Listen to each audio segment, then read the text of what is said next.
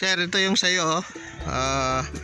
Magte-test kami, alisin namin yung ano, wala kaming slim eh. Pero napakadali yun, may isa lang akong video na ganun. Itong round na lang ang i-video natin. Yung stopper niya, pero yan, kukuha na dahil pag binaba natin yan, makikita nakagitna yung blade dito sa mga bilbil nitong galon. O, pag nakuha nyo doon, isasalpak na lang natin yung frame.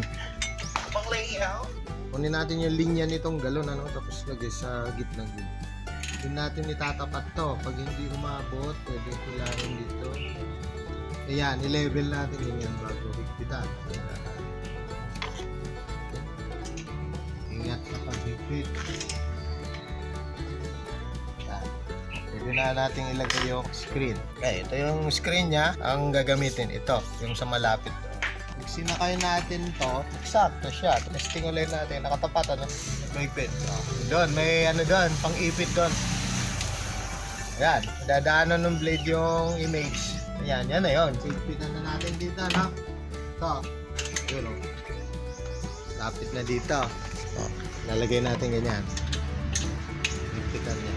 Babuan. Contracted niya. Bumulit siya. Medyo umihila dun sa kabila. Pag hinila niya rin sa kabila, kakabig din. Yun na. Hop. O, isang higpit na lang. Tama na. Yan na. Malapit na siya. Higpitan dito naman. Yes na. Ganun lang kataas, oh.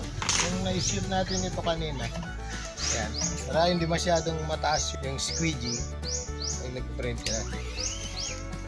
Simpleng ganun lang. Basahin yung trapo. Tapos punasan yung shortage niya. Ito yung thinner o reducer natin, anak. Pinunasan yan, maya't maya mag-evaporate yan, pero na-condition na yung dadaanan ng ta. Galon natin, may mga tatak. Mga tatak, dalawa. Na UP pa yan. Yung bakante niya, yun yung mamarkahan natin. Tatapat mo lang dun sa bakante. Pag gumaspang ito, hindi kayo sa kapitbahay ng grasa o use oil. Pero hindi naman basta wag gagaspang. Okay, ito yung tinta, na. Ayan, ink. Tawag nila. Nag-aaway dyan eh. Ink, tinta, sabi nila. Ink, sabi naman nila. Para lumambot yung ink, kailangan lang ng thinner o reducer. Yung thinner parang yung ginagamit pag nagpipintura, no? Pag sinabing paint thinner, yun. Pag dito naman sa ano natin, pag piprinta natin ito, reducer. So makikita nyo, lumalabnaw na siya para pwedeng kumalat. Ayun. Tapos may nilalagay tayong parang honey. Yan. Papatakan yan. Ito. Ayan. Ayan, oh, brown ang kulay, parang honey. Oops. Pampakapit niya yan. Ang tawag yan ay catalyst. Mekos na. Huwag niyong kamayin. Pag napaganda nyo na yung labnaw lapot niya, pwede na. Madali lang to. Hindi tayo sasablay. Gaganon, ano? Sobrang labnaw naman. Gagawin. Yan. Tapos, lalagyan yung ibabaw niya. Yun na yun. Naka-ready na yun. Tapat. Ganyan simpleng hila lang na ganyan. Ay tatak na yan. Edward. Tapos na. Sa barangay Lagi-Lagi o Kawayan, Masbate. Okay, tingnan nyo, medyo na sobrahan ng labnaw. Muputok, makukuha nyo yung tamang timpla pag hindi nagmamadali. Pero pwede pa rin to, maganda pa rin to. May parte lang na hindi nahalo kaya lumabas yung mga putok-putok niya na ganyan. Pero malinis, Mas mabilis lang magtatak nito kaysa po dun sa sticker. Tsaka ito, pag tumigas ng maayos na, isang araw o maghapon, mas mahirap ng kuskusin yan kung hindi kuskusin ng liha.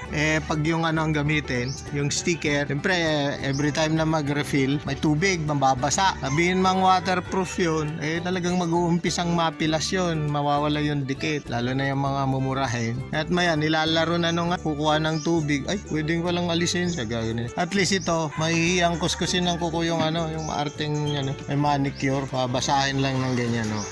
Eh dito pala nagpapalinis ng tubig sa Edwards. Inaayos na namin. Tapos na siya. Kung gustong bitawan to, gaganyan. Yan. Re-release niya, tataas ng gano'n. Kasi ano na namin to papadala dun sa bumili sa Masbate. Linis ng maayos para matagal magamit ito. May reserba po ha. Ayan, dalawa siya. Ito, pag gusto naman gamitin yung isa, babalik ta rin. Ililipat itong manibela niya. May butas din dyan. Ganun po. Tapos yung isa, ito, para sa slim. Mas malapad yung space niya sa gilid. Para may bubueluhan yung pag pinahid yung ink natin. May kasamang squeegee na ganito ito. Yan, yan. Yan, oh. Eksakto yan, papahid na ganun. Reserva itong isa. Pwede isa kayo dito, tapos yung slim dito rin. Na ganun. Handa na namin.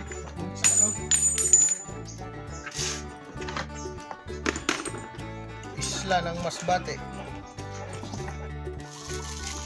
Ganito ang magiging itsura. Tinupi na kasama yung dalawang frames sa ilalim. Ano, dalawa po yan sa dalawa. At sana maingat ng maigi yung mga nagdadala. Pag sa JRS maganda yan, nilalagyan pa ng cling wrap. Cling wrap naman.